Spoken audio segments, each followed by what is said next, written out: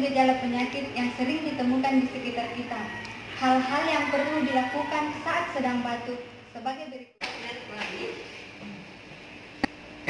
Ini adalah salah satu cara batuk yang salah, dengan tidak menutup mulut atau hidung. Batuk dengan tidak menutup hidung atau mulut dapat menyebabkan penyebaran ke orang yang ada di sekitar kita.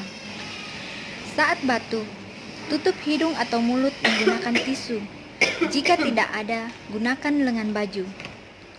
Jika selesai batuk, segera buang tisu ke tempat sampah. Setelah itu, segera cuci tangan dengan air atau sabun dengan menggunakan pencuci tangan berbasis alkohol. Jangan lupa cuci tangan Anda dengan cara yang benar atau dengan 6 langkah cuci tangan.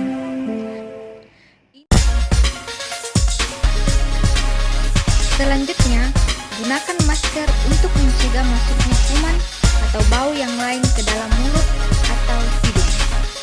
Selanjutnya, Segera periksakan diri Anda ke pelayanan kesehatan terdekat jika Anda mengalami batuk yang tidak pulih